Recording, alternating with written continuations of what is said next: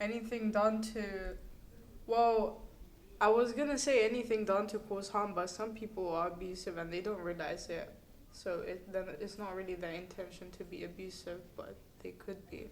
So I guess anything that detriments you, any sort of behavior that detriments you. Any behavior that is done against the person that doesn't want that to be done, and if there's communication towards that person and they don't like this behavior and you continuously do that, then it can be seen as a repetitive negative effect on the person. So that would be considered abusive. Like consistently calling someone a name or consistently being racist to someone. If you say something one time, you can be classified as being, a bad person or doing something bad. But then if you continuously do it, you're doing it again and again, knowing fully well you're making a mistake. It just means you're a shit person. I think it's when someone doesn't allow someone to do something. So like when someone's like controlling and possessive over someone, I think that's really toxic and abusive towards someone. So. I'd say more if people gaslight when people gaslight people or use alcoholism or drugs or something as an excuse to be horrible and rude to people in their lives. I think that especially with the current goings on with Johnny Depp and Amber Heard, I think one of the biggest things about abuse at the moment is, kind of that line between, is it physical, is it verbal, it can be emotional as well, and, I think there's different lines that you can cross when it comes to abuse, and I think that a lot of people draw to physical as like an automatic kind of response to it because I think that's what everyone perceives abuse as. Whereas I personally believe that I think it can be emotional to the point of where you feel blackmailed into something, for example, where you feel like you have to stay in a situation, or you might have to come out of it because, maybe it's not going to help you. It's not going to.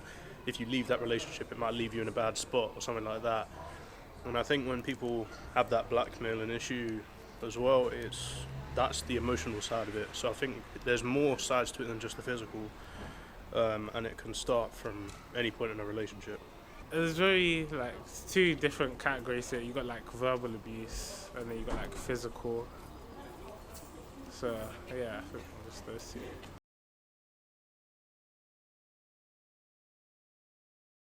Yeah, but a lot of the time it's not probable or it's not realistic.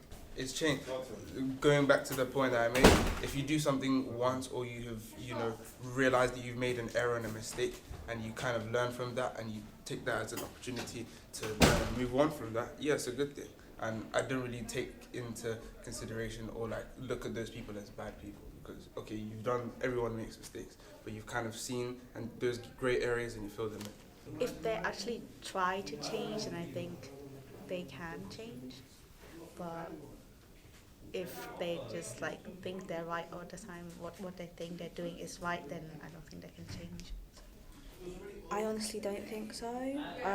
Even if they do change, there's even a bit, there's always that small chance or that small thing inside of them that's still going to abuse people, but maybe not as on a bigger scale as they did previously.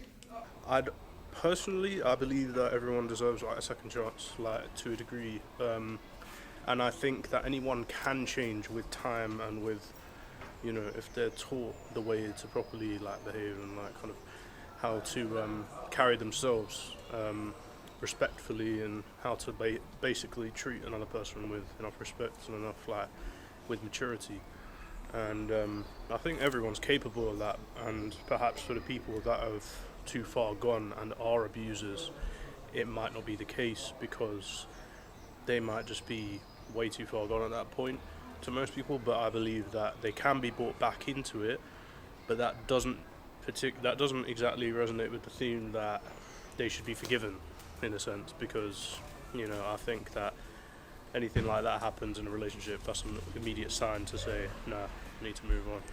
Yes, however, it does take a while.